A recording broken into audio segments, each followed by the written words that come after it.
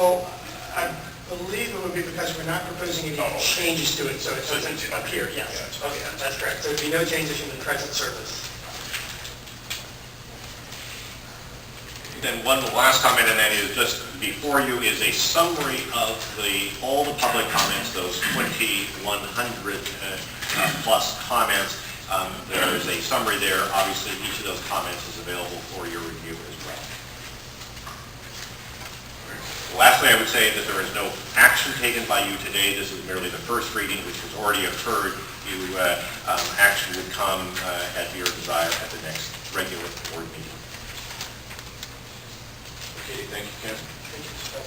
Okay, I have a number of individuals who have asked to speak to this issue of service cuts. I'll call you forward in the order in which we recorded you in. And if you would limit your comments to 3 minutes, please. We begin with Carl Vance. Good morning, Mr. Vance. Good morning, thank you.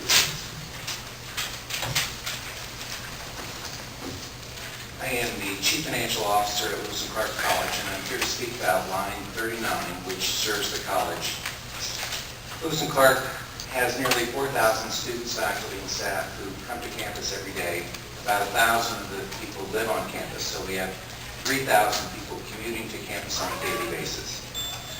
The college is currently served by line number 39, which connects the campus to Hillsdale, and transfers are required from Hillsdale to go anywhere else in the TriMet system.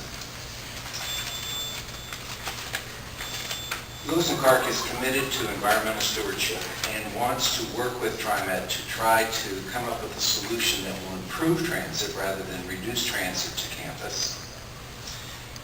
Because of the limited TriMet service, the college has been separately operating a independent shuttle service we pay for through RAS that provides direct service from campus to downtown. That service has been popular with students and staff because it's much quicker than line number 39 in getting people to where they want to be, which is downtown, not Hillsdale. For the past 2 years, the college has been working with TriMet staff to try to find a solution which would improve service to campus, and in exchange, the college would reduce or eliminate the RAS bus that we currently contract for. So far, we've been unable to reach an agreement about a way to do that that would be economically viable for both Lewis and Clark and for TriMet. What the college is seeking is to ask TriMet to expand service on line 39 rather than reduce it. And we are offering to subsidize the cost of that expansion by providing bus passes for every student, faculty, and staff member on campus. 4,000 bus passes we would be willing to buy. And the college would pay in excess of $400,000 a year for this privilege. We think it makes environmental sense to do this. We believe that the duplication of the two bus services is not to the advantage of anyone. And we hope that we can get TriMet's cooperation with this endeavor. On March 18th, students sponsored a Ride TriMet Day, and from the various reports I received, the buses were full, standing room only. Everybody was supporting the Ride TriMet Day. We did cancel our RAS shuttle bus service that one day. I have forwarded a petition signed by 485 students, faculty, and staff to TriMet staff, and a copy can be made available to the board if they are interested. So in closing, I am requesting that the board explore ways that we can work together to provide environmentally appropriate transit to a part of Portland that has very limited access. And we desperately need the cooperation of TriMet to make this happen. Thank you. Thank you, Mr. Vance. Mr. Barbour? Good morning, Mr. Barbour. Good morning, and And thank you, Mr. Board President, Board, staff. For the record, my name is Jason Barber. I'm currently a student at Portland Community College, another college where there's a campus located on a hill.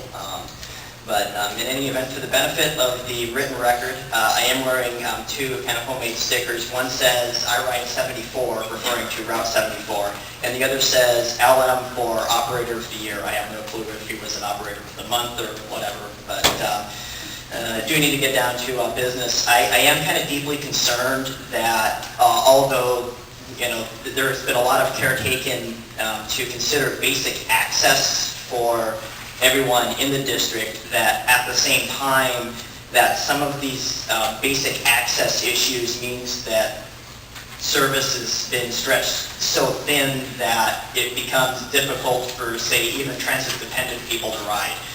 For example, 90-minute service, yes, it does mean service is available, but can people really use it? Can somebody say, like if they were told, yeah, your bus route runs every 90 minutes, would this be something that they would be able to use? Or say, would this be something where that would mean that they would have to maybe say leave for work maybe an hour, maybe an hour earlier at maybe an employer that doesn't want them waiting around, to start work for an hour, just as an example. Or does this mean it's going to create a hardship on somebody because like say a transfer would be so close that that's just 90 minutes would be that much more into their lives in that situation. Now earlier in the process, before the service cuts are even on the table, because a lot of people look at this as part of the thing with the reconfiguring of the Portland Mall in downtown. There were some things that came out of that process, such as combining line 70 with line 10 33rd Avenue, which is becoming line 73 in this, or perhaps with line 6 MLK. And at that point, people kind of said, wait a minute, I don't know that I really like this, but now that this is, now that you're looking for budget cuts and dealing with service efficiencies, perhaps people are more interested in maybe some of those than what's presently on the table and what's in Ordinance 306 now.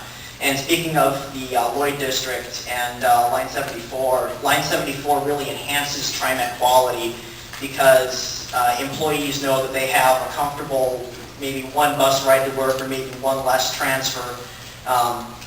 Parents will tell their kids to ride that bus instead going to their school because it's one bus versus having to transfer or whatnot. And then also everybody benefits when there's connections between Southeast Portland and Northeast Portland without having to either go all the way downtown or all the way over to 39th Avenue where line 75 runs. And at the same time, the same thing can kind of go for the Rose Quarter area, where I've kind of noticed what really seems like a systematic dismantling of it. I really do believe that the money can be found somewhere if the money is also around bailout banks and insurance companies. You see for-profit utilities either with gigantic profits or large executive bonuses, that somewhere the money can be found for TriMet. So today, I really urge the board to really ask TriMet staff to really come back with perhaps what would happen if just the lowest ridership routes were canceled, maybe regardless of where they are, because the closer in you are, the more you think that there's going to be more quality transit service. The further out you go, yeah, it might be possible, but do transit-dependent people absolutely have to live there, or even in some places like say where 84 runs, for example, people a lot of times don't even know there's even a bus out there. Thank you. Thank you, Mr. Burke.